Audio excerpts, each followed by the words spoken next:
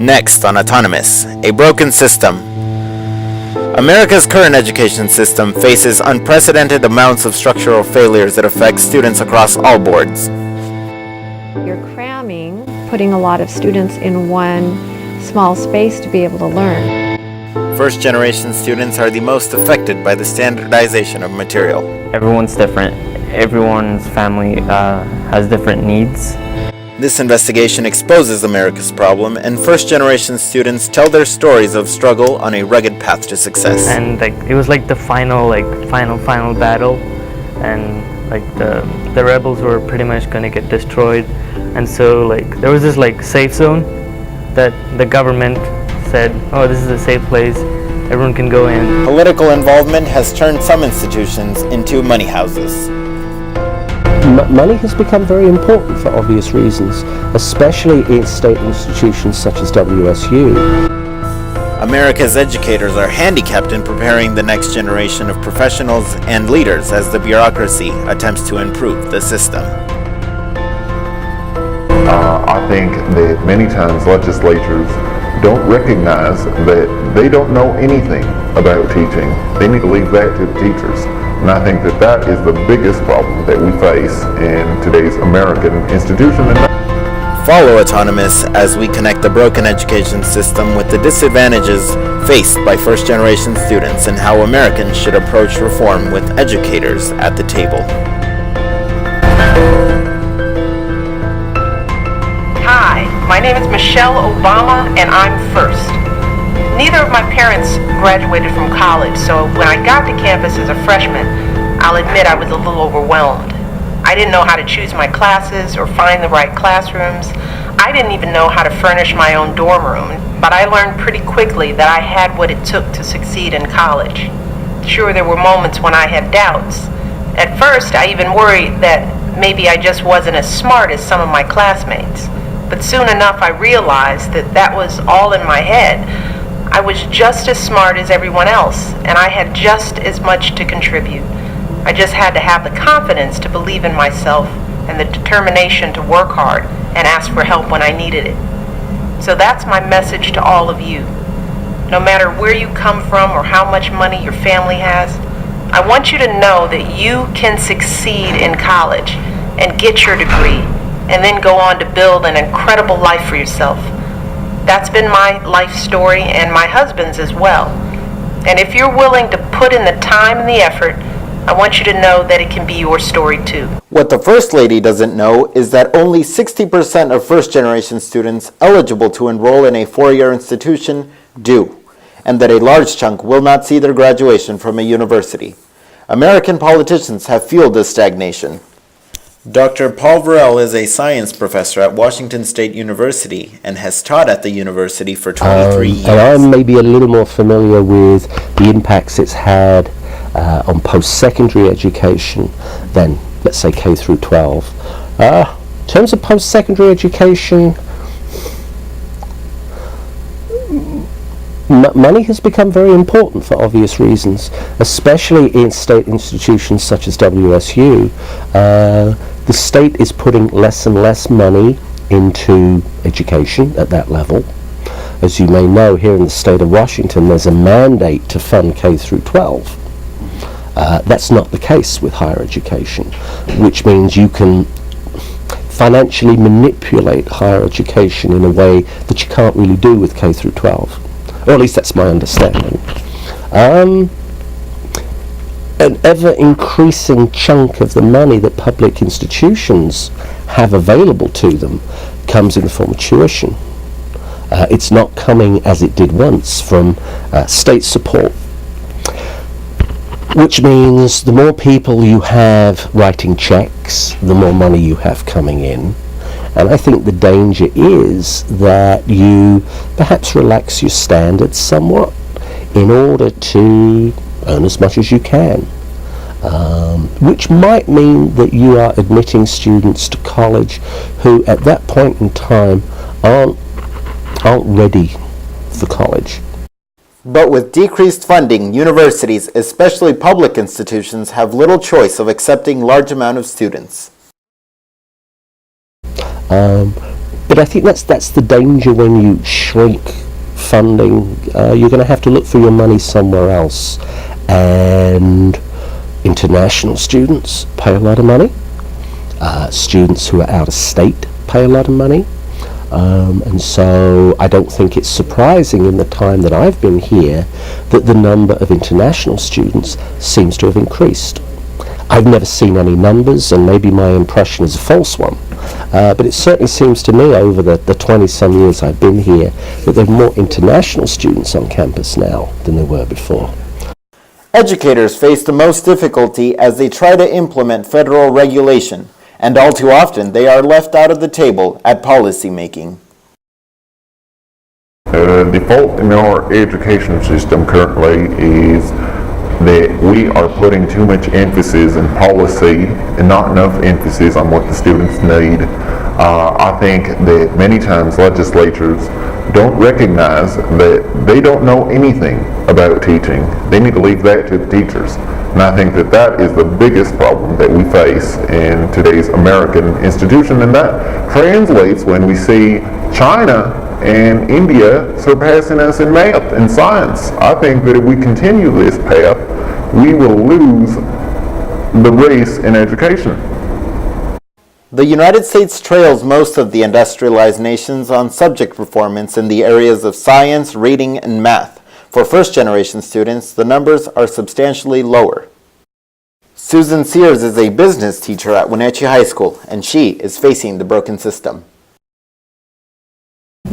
I think it has to be a partnership between educators and legislators and the government, because the legislators, some of them have been teachers before and they're elected to government, but the majority haven't. And so unless they've been inside a classroom, seeing what's going on inside the classroom, a trip through for 5 minutes or 10 minutes doesn't give a full picture of what is happening in a classroom, the learning. So I think it needs to be a partnership between both to reform the education system. And voices need to be heard in the legislature for the educators. So those voices of educators need to be heard. The No Child Left Behind Act under President George Bush's administration gave federal government more autonomy over the education system. This led to an increase in standardized testing. I think we can, because I said before, everyone's different. Everyone's family has different needs, and I've learned things about other people that I didn't know about.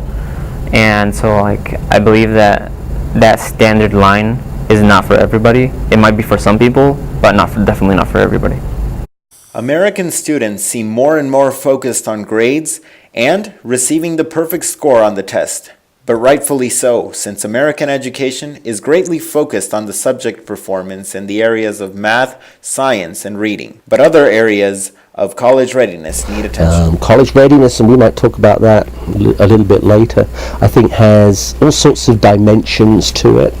The dimension that we tend to focus on is what you know. Are you good at math? Are you good at English communication? Are you good at science? I think there are other aspects of college readiness which are as important, if not more important. Even if students need to prepare in more areas than simple academics, the culture in American education has become of conformity and a false sense of preparation in all areas, making the United States a less competitive nation as a whole. Standardized testing is to blame. President George Bush led the charge that with No Child Left Behind. At the time, people thought that was a fantastic maneuver because there had been no reform in education before that legislation. But then we found out that that only promoted standardized testing, and standardized testing has created a mindset that we should prepare students for a test and not for the real world. With lack of preparation, only 27% of first-generation students will graduate from a four-year institution in the standard 4 years, leading to the question, does the kindergarten through 12th grade education really empower these students? Time, I'm not sure. I'd have to take a look at the tests more because we keep changing the tests from year to year, trying to, at least our state testing, we've gone from WASL to HESP to EOC. Now we have Smarter Balance testing. So in the time I've been teaching, we've gone through several different tests, trying to find the right tests to fit the students. And I think that we need to look at our testing and see what's wrong and what's good in each test, and then be able to take that and deliver a very good test that will be able to measure a student's performance, you know, how they're going to be able to do in college, you know, how will they succeed? Are they, you know, are we preparing those students out of high school? Apathy amongst primary and secondary students is also a side effect of the American education system. Only 80% of students graduate high school, and less than half are proficient in math and reading. Is that this great emphasis we are placing on assessment and standardized tests and so forth does reduce the spontaneity, the originality of teaching to a certain extent. You know, you've all heard people talking about teaching toward the test. I think if that's what you're doing, that might not be very inspiring. I think we have really got carried away with the idea of assessment. Everything has to be assessed. It has to be assessed in a very quantitative and numerical way. And we're going to couple funding, promotions, all of those kinds of things to the results of these various kinds of assessments. And teaching to the test has become sort of rather the norm. And I think we see that in the college level where, you know, we are asked the typical question before a test, which is that going to be on the test? Do we need to know that? Is that going to be important? When a student misses a class, it's not unusual to hear the question, did I miss anything important? Did I miss anything that's going to be on the test? I think as instructors, as professors, we can understand why students are concerned about that. But I think we also think it's a pity that that seems to be sort of the thing that people are aiming for. You know, doing the test and doing as well as you can on the test. American society seems to turn a blind eye to the problem. Well, I think that the only method to improve our education system is to make a complete overhaul. And I think today I actually brought a piece of literature. It's called Becoming a Learner by Matthew L. Sanders. I could not believe, I was appalled by this piece of literature.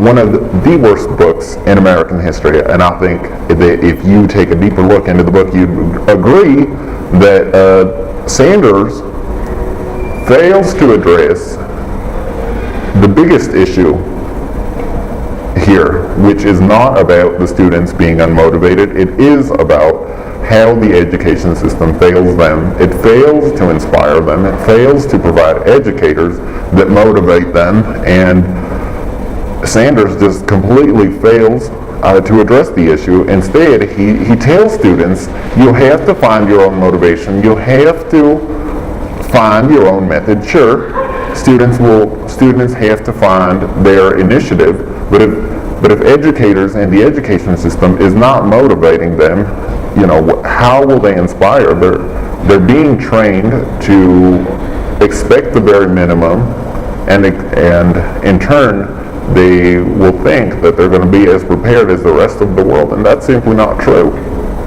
Receiving a college education seems to have become the norm of American society, and the social pressure to receive an associate's or a bachelor's or even a master's degree has taken a toll on student performance. Where I do see a lack of readiness is in terms of what I would think of as attitude and motivation. That's not the same as study skills.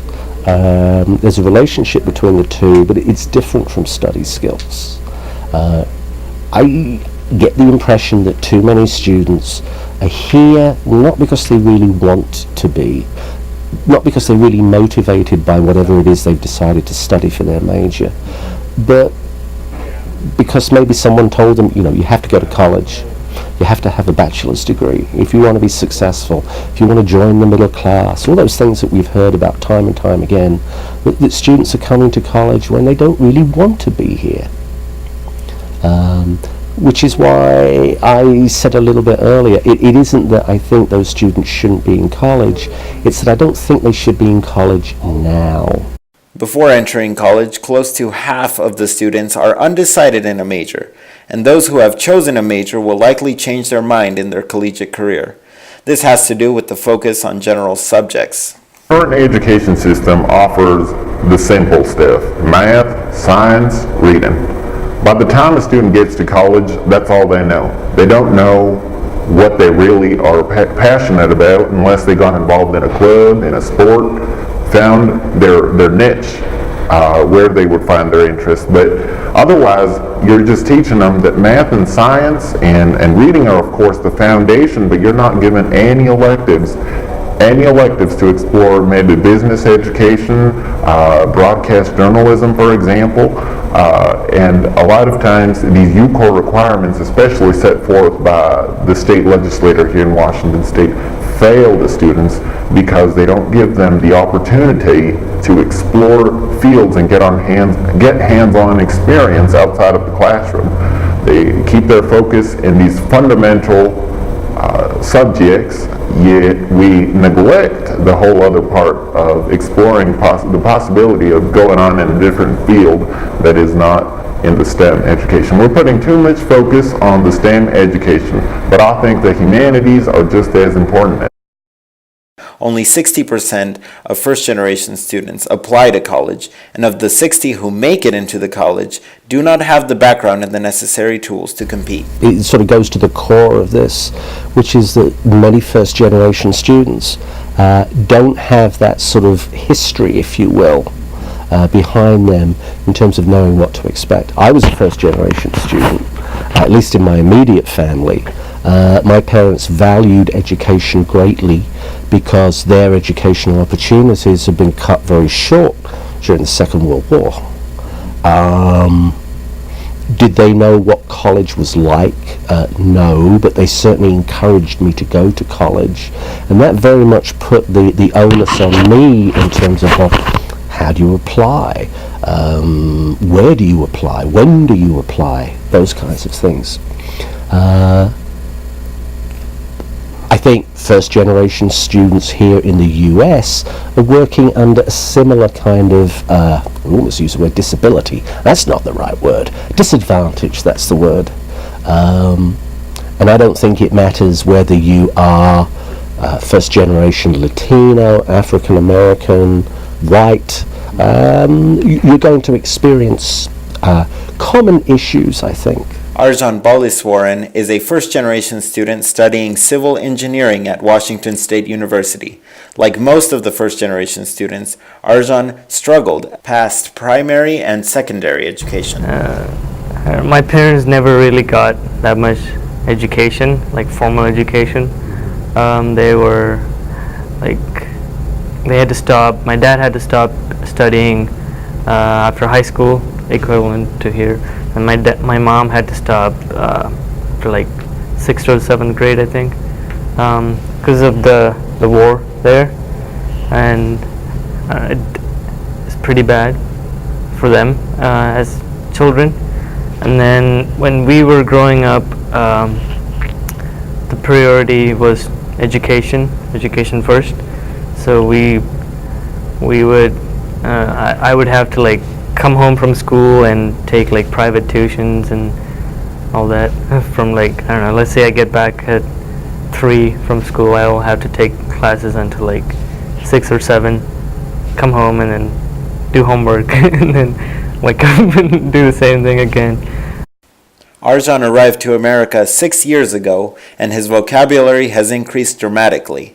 Language can also be a barrier and often is in education. I think it depends on if they've started at the beginning in kindergarten. If they're new to the school system, then it makes it more difficult for them to catch up.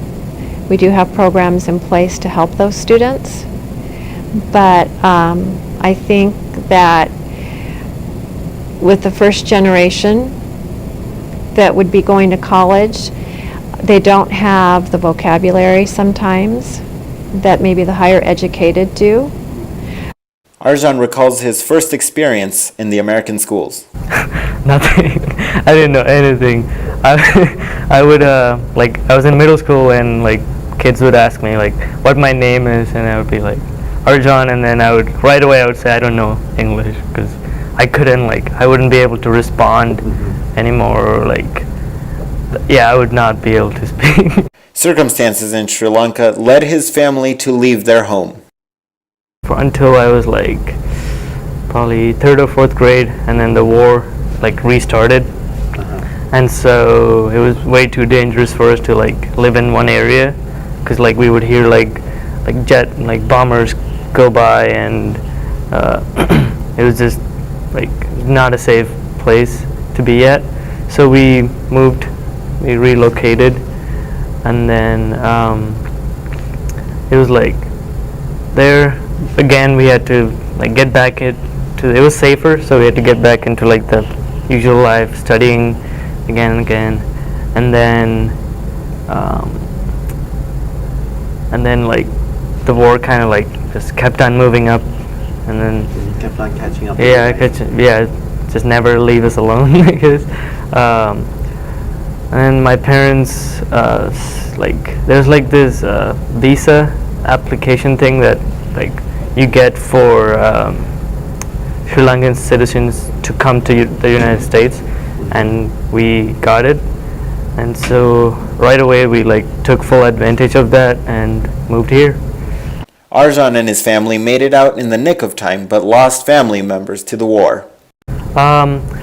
Yeah, I did, but that was after we had moved here, and like it was like the final battle, and like the rebels were pretty much gonna get destroyed, and so like there was this like safe zone that the government said, oh, this is a safe place, everyone can go in, and most of my family members did have to go into that place, and they just like bombed it out.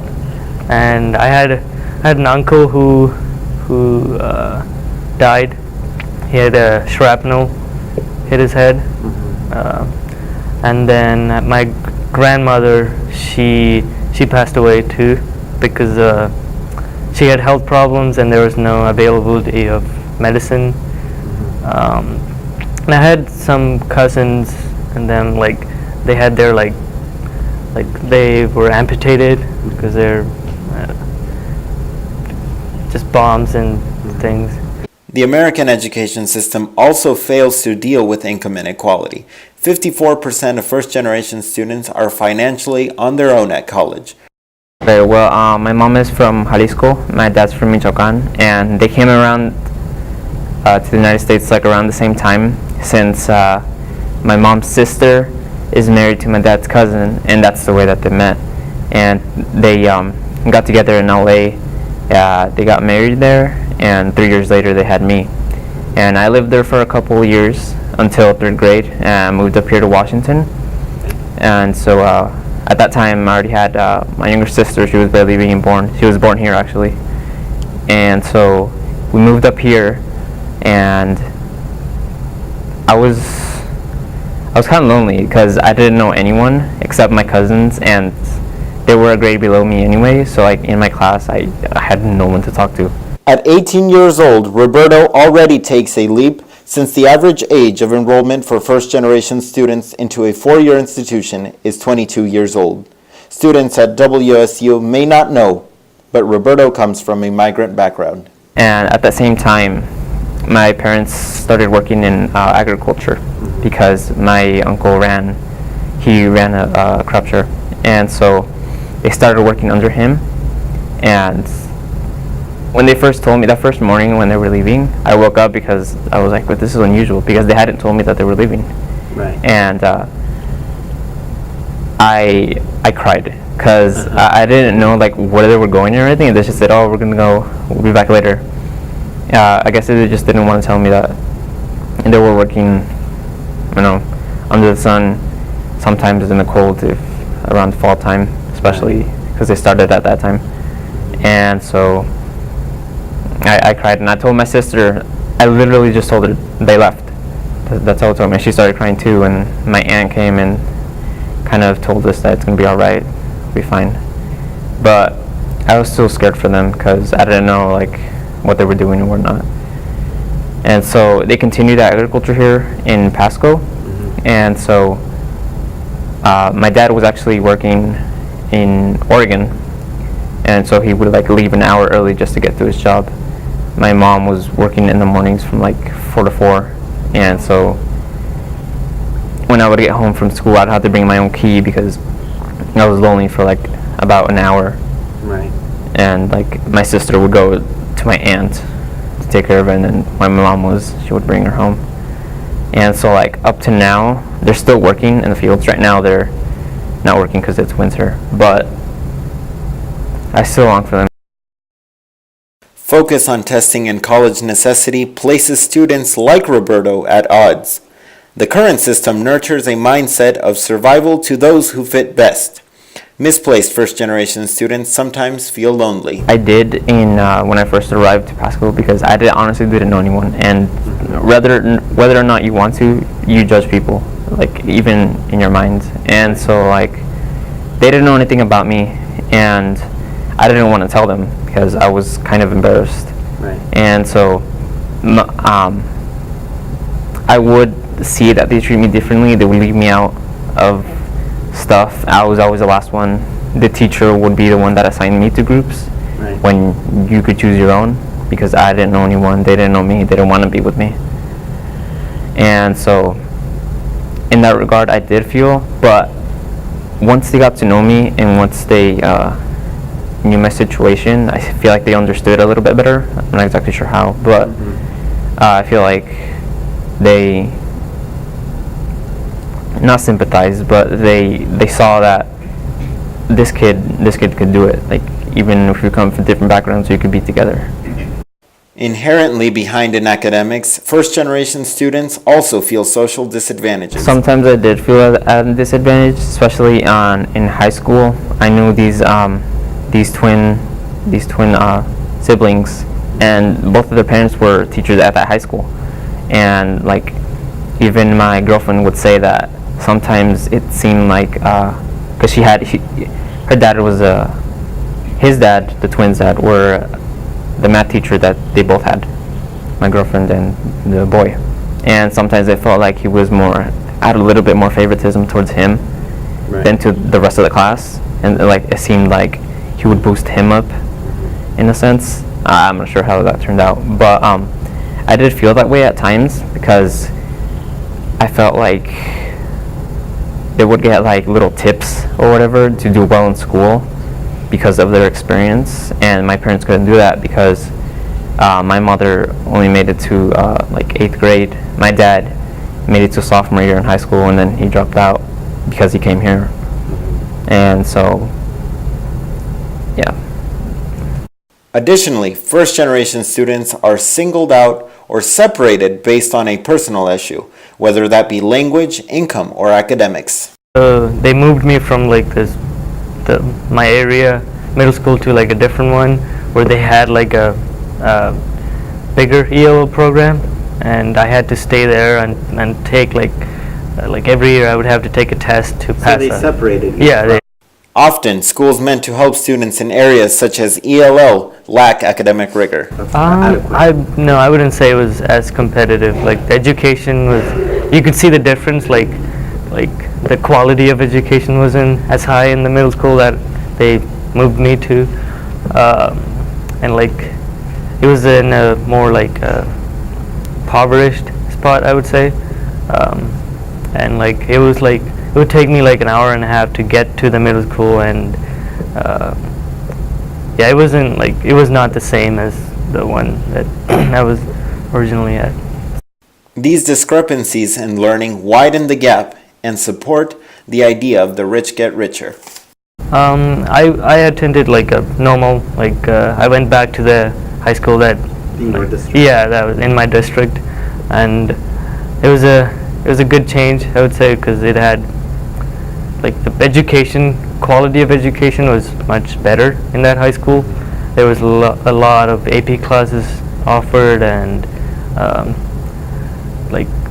I still had to go into the ELO program, and the teachers were more like, at least one of the teachers, they were more focused on like every individual, like trying to get me to take harder classes, and like I didn't know what AP meant. I didn't know why like people had to take AP, and I didn't know all these little things that are very important, and like this teacher helped me get into clubs, do sports, take AP classes that like would help me in college, or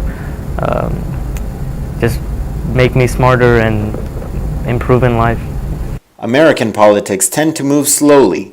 If reform doesn't come soon enough, how will first-generation students succeed?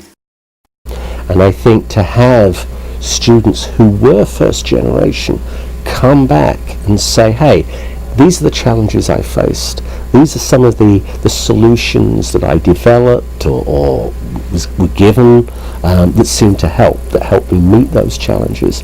I think that would be a very powerful way of doing it. I was like you. I was, like you are now. Here are some of the things that I found helped me. So rather than you discovering them for yourself, let me give you some pointers. Let me set you on the pathway. Education reform may not be enough to equalize the playing field. Income inequality is another lurking variable. The top 1% of America earns as much money as the bottom 90% of America. And I think that's where the whole disparity starts. And that gets us into a mindset that not everyone can succeed. A lot of times we put too much emphasis on very few people that are able to go from poverty to the middle class or to become billionaires or millionaires. There's too much focus on those stories. There aren't enough stories that align with what we see in mainstream media. Most of Americans who grew up in the middle class, most Americans who grew up in poverty will stay that way. And I think that as a society we haven't recognized that because, again, the media has set the agenda for us to think that more and more Americans are growing into the middle class, that more Americans are becoming billionaires and millionaires, and that's simply not true. Until politicians reform education, all students will continue to suffer, but first-generation students will see the greatest disparities, widening the knowledge and wealth gap. I think education does need some reforming. I think it needs to be more project-based so the students can see how their learning is going to affect them, how it is in the real world once they get out of high school, out of college. So they need to see the connect between their learning and life beyond school. So I think in that way, there needs to be some reform.